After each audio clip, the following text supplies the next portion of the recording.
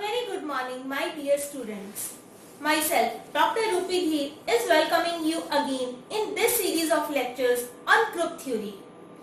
In today's lecture, we are going to discuss all about order of a group, subgroup and classes in a group. Hope you will enjoy this lecture. Let's start. Well, students, in previous lectures, we have already discussed all about various symmetry elements and symmetry operations present in these 5 molecules. And we have also done how to assign a point group to a particular molecule. Now, in this lecture, we will learn about the order of a point group. The order of a point group is designated by small h. It is actually a number that is equal to the total number of symmetry operations present in a molecule. So, the definition of order of a point group is it is the total number of symmetry operations present in a molecule and it is designated by small h. Let's take some examples. Very first example is of water molecule.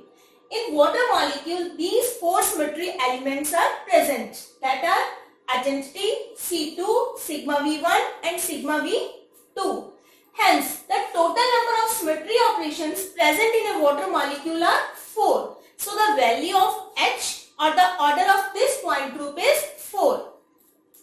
Next case is that of ammonia, that is C3b point group. In this case, total number of symmetry operations present are identity, 2C3 and 3 sigma V. So, total number of symmetry operations are 1 plus 2 plus 3 is equal to 6. Hence, its order is 6. Next is the case of D4H point group. These are the various symmetry operations which are present in D4H point group. Hence, the total is equal to 16. So, the order of D4H point group is 16. Next is the case of tetrahedral. Here, the total number of symmetry operations are equal to 24. So, value of H for tetrahedral is 24. Next is the case of octahedral. Here, the total number of symmetry operations which are present are equal to 48. Hope order of the point group is clear to you. So, what is order?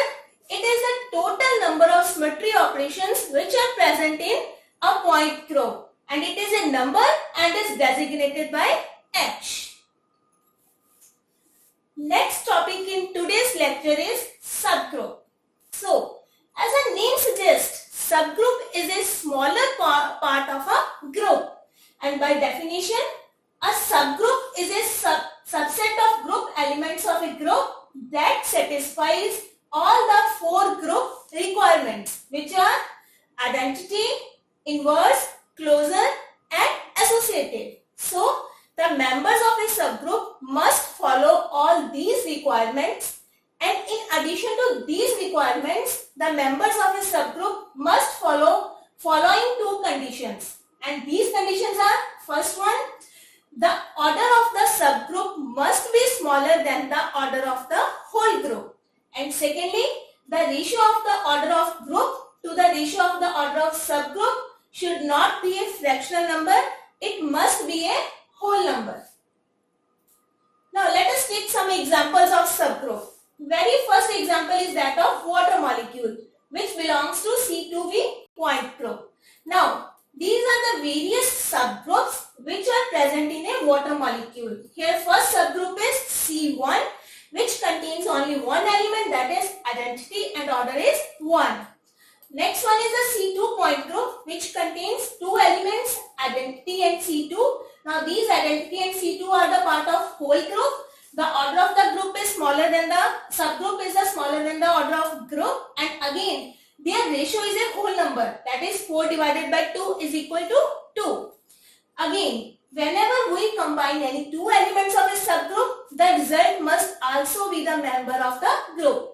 For example, E combined with E, result is E. E combined with C2, result is C2. C2, C2 combined, result is identity, which is again the member of the group. Next subgroup is CS, which contain 2 symmetry elements, identity and a reflection plane. That may be sigma V1 or sigma V2. Next example is that of the ammonia molecule, which has C3B's point group, and here are the symmetry elements of this point group with order 6. Now, this group contains further 3 subgroups, C1 as already discussed, C3 that includes 3 elements, identity, C3-1 and C3-2. Now, a question may arise in your mind whether it is possible to create a subgroup by only including identity and C3-1. The answer is no. Why? Because if the subgroup contains only E and C3-1, then the combination of C3-1 and C3-1 results in C3-2 as shown in the group multiplication table. Now, C3-2 is not the part of subgroup, hence it is not possible to create a subgroup by considering only 2 elements, identity and C3-1. Next subgroup is CS point group as already discussed. Next topic is the classes of a group. Now, what is classes of a group? A class in a group is a collection of the elements which are conjugate to each other. Or in other words, the elements which are conjugate to each other in a group belong to one class. And it is represented by small k. Now, how can we find whether the elements are conjugate to each other or not? It is done by similarity transformation. So, if I have to find out whether A and B, which are the members of a group, are conjugate to each other, we have done similarity transformation by considering another element from the same subgroup, same group, that is X. Now, we is treated with X inverse and X. If the result is equal to A, then A and B are said to be conjugate to each other. And a complete set of elements that are conjugate to one another is called the class of a group. Now, here we take 2 examples. First is of that of water molecule, and in water molecule we will show that the 2 reflection planes are not conjugate to each other, and that's why they belong to 2 different classes and are written separately. Now, again, how can I find whether these elements are conjugate or not? By applying similarity transformation. I take one another symmetry element, that is C2, and treat sigma V with C2 and C2 inverse. Very first C2. In C2 there is a rotation by an angle of 180. Both the hydrogens will change their position. And next one is the sigma V. Again a plane is passed through the center of oxygen. And again both the hydrogens reflect each other. Then again C2 inverse. Now the result is, this is the starting one and this one is the last configuration. Now if sigma V dash operation is applied, you can clearly see results are not same. These 2 are not indistinguishable configuration. Hence C2 sigma V C2 dash inverse is not equal to sigma V dash.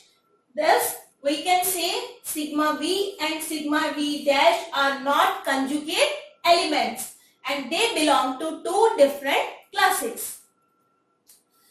Next is the case of ammonia molecule. Now, in ammonia molecule, all the 3 sigma V reflection planes are conjugate to each other.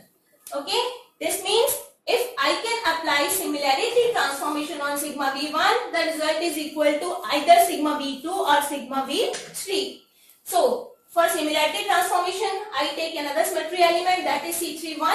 So, sigma V is treated with C31 and C3 inverse. So, very first C31 means rotation by an angle of 120 and the axis passes through the center of nitrogen and all the hydrogens will change their position. Next is sigma V1. Here the plane is passed through nitrogen and the hydrogen which is placed at first position. This one is first position. Position is according to the starting configuration. So this X3 remain at its position and these 2 hydrogens will change their position. And again C31 inverse. Now in this case again there is a rotation by an angle of 120, but now the rotation is opposite in direction to that of C31. This is the result. Now you can clearly see this is equal to sigma V3, where H3 will not change its position and H1 and H2 will reflect each other.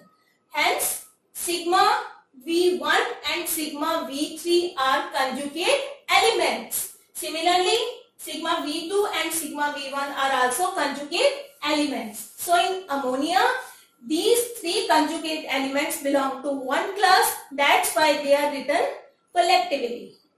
Okay. Hope all these three topics are clear to you. That are, what do you mean by order of a group, what is a subgroup, and what do you mean by class of a group. Thank you.